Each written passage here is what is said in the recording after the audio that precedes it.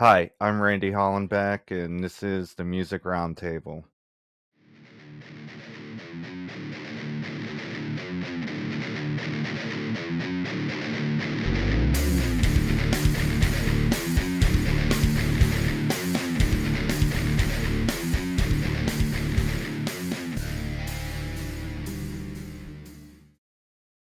Today on the show, we have Justin Taylor from alternative metal band ALBORN. How you doing? I'm good, man. How are you?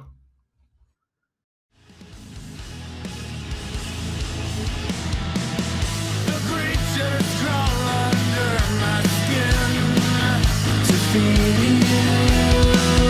Believe these eyes have seen, 'cause all I ever wanted was a part of you. To keep it safe and hold it close. Just know that we all share the blame, but until you cave in to the pressure, imagine what you'd see and fall into. I just wanted to start out by getting into some history. Um, how did you get into music, and what age did you start playing guitar and singing? I got my first guitar when I was 4. I don't know if it was Christmas or a birthday, but my dad had me and my brother playing music together. I think we did our first show when I was 5, and then we did that till I was about 13 or so, and then but it was all like that 70s, 80s. Credence is always the go-to that I think of, but did that, and then dad got me a like a little 4-track recorder, and then just started doing original stuff from there, and then we got ALBORN. Okay. Can you tell me some of your musical influences? Yeah, like early on, it was a lot of that 70s, 80s, like Beatles, Credence, and then but Dad was always really good at being current with like what was on the radio at the time. So like yeah, he was big into Days of the New, Bush, that type of there was like an alternative radio station around here that he worked at a factory, and the whole plant would always listen to this one station. They would always play. They'd be the first ones, or around here first ones to play newer stuff like that. So it's kind of all over the place. I mean, I'll still listen to brutal heavy stuff, but then I always like dialing it back to the old school stuff. Where are you based out of? We're in the Quad Cities, like Iowa, Illinois border. We're all pretty close. We're only probably 20 minutes apart, so it works out good for weekly band practice and stuff. We don't have to travel very far. Can you tell me how the band formed? It was like around that time that I was recording demos. I think like towards the end of high school, I had a handful of them collected, and then I had known our drummer since I was a baby. I think he's 3 years younger than me, but his parents and my parents were in a band together, and so I was always around the kid anyways. But then I had no idea that he played music either, and then somehow wondering, I think his mom kept bugging my dad, like, you got to play with this kid. He's really good on drums. I'm like, oh, all right, and then we finally did, and I was just taken back that, especially to have a talent like that of never playing, like the kid had never played with anybody else ever. And I still think this is the only band he's ever been in, and he's phenomenal. So once I got him, then we started outsourcing for other members and stuff, and then it took a while to get the people that we got now, but it's a really good chemistry and really good performers. I mean, we're really, really close, so it all worked out. How did you come up with the name for the band? That was I was so when I was recording those demos in high school, I had like one of them little iPods that, like, the ones that had the screen. I didn't have the basic one, but like a buddy wanted to listen to it. We were in study hall, and he was scrolling through it, and he said, He goes, what the hell is this? I was like, in my demos. And he goes, Justin Taylor? I'm like, yeah. He goes, so you just listening to yourself then? Is that something you're into? And like, I got so offended by that. I'm like, why would you make fun of me for that? But like, it was a dude that didn't know anything about it. And I was like, well, I gotta come up with some kind of band name. And that same week, a teacher got fired for, I don't even remember what, but got fired or let go, whatever the reason was. His last name was ALBORN. I'm like, I don't know why. I don't know why that clicked right away, but I'm like, that'll get somebody's attention somewhere, you know? So yeah, it means absolutely nothing. You know, it's just like a Leonard Skinner scenario, I guess. I wanted to go into your song Hindsight. You released it August 4th, 2021. And I like how you start out with, but until you cave in to the pressure. Can you tell me about that lyric a little bit? You know, like, so I've never really dabbled in anything more than like alcohol and nicotine, but like I've been around so much extra hardcore shit, you know, that like I've seen how people get roped into it, you know, and it's just really just the idea of like if you could see what that's going to do to you, you'd probably not ever mess with it, you know. And I think a lot of it, like around here, we're really small town. I think it was just like boredom, you know. When I was coming up, a lot of my friends were doing, I mean, whether it was pills or other kinds of drugs, and I genuinely, for whatever reason, never had an interest. But just seeing the deterioration, especially being, you know, that was 15 years ago. I mean, half of them are not even around anymore, you know. So it was just kind of like a self-reflection. I think I had a buddy go through rehab and he got out, and that kind of just had me thinking about that stuff. So I was just trying to paint some kind of picture of like, you know, if you could just see what this thing will do to you, you probably wouldn't dabble in it. You know what I mean? Yeah, like the outcome. Yeah, for sure.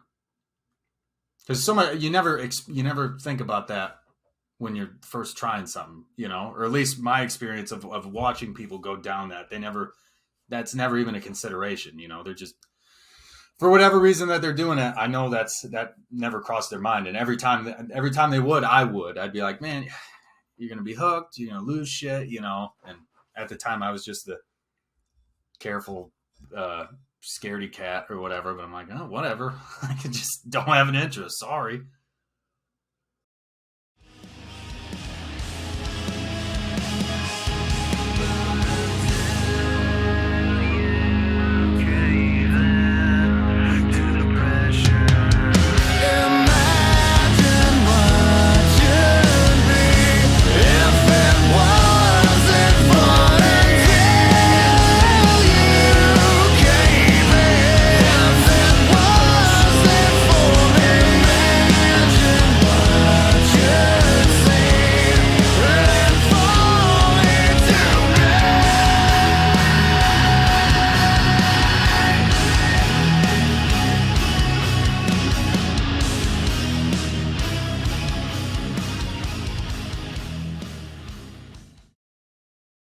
Can you tell me about your new album Push that's coming out in what, next week?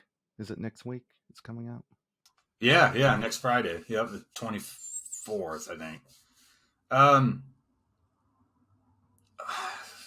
mean, there's a lot to say, but not a lot. You know, I mean, we've put out one EP as ALBORN, and then we had another one that was quite a few years ago, just trying to, you know, when we were getting our sound together. But I think there was just a lot of pressure for a while of like, which is ironic because who the hell are we? You know, we're this big in the grand scheme, but like there was just pressure to get that attention from everybody, to please everybody, you know, to you know, the formula of like 3 minutes, 3.5 minutes, and you know, what's the radio gonna like? Don't cuss, even though I do it every other sentence, you know. And then I don't know, we did it for so long where it was just trying that. I mean, it's only 4 songs, but during COVID, I think we at least started somewhere around 80, 90 songs. And this was like what we all agreed on was the best 4. and it was, none of them were like, we weren't trying, you know. I mean, we were writing like we always did for the first little bit of the lockdown, but then we just got sick of it because we've been doing it so long. Like, fuck it, we're just gonna write whatever comes out, you know. And whatever came out ended up the songs on the EP, and we're like, ironically, half of these fit in that radio formula better than the ones that we were trying to make fit the formula, you know. So I don't know what to say, other than, you know, obviously we're a very, very small band, but I think it's the most us of anything that we've done. So that's the most exciting thing for me, for sure. It's like you're just yourself. You're not trying to be anybody else. You're genuine, you know. Yeah, and you know, that's like, I mean, I worked all day. You know, I'm a mechanic, and like, this is what I wear on stage, and the guys do the same thing too. We're very authentic, and now that we finally like kept our music the same way, which I don't know why we didn't stick to that before, you know, but like everything is just exactly what we want, and like if it doesn't work, then at least, you know, it was doing what we wanted to, you know. But we're pretty confident with it. I mean, I feel really good about the EP, so hopefully others do too, you know. And you work with Morgan Rose on one of the songs. I did, yeah. Yeah, we worked with him for a while, and then we were intertwined with his record label, Imagine, for a little bit. And then we did the other three in Vegas with Chris Collier and James Fluff Harley. And yeah, it was awesome. I mean, anytime you get to work with somebody new, you learn an enormous amount, you know, and like they make you think ways that you haven't thought before, you know. So it was just a giant learning. It was almost overwhelming the entire time, you know, from both parties, because it's just two different styles from two different people, and then somehow they got different stuff out of us, you know. I mean, it's just a wild experience, really, but it was cool, man.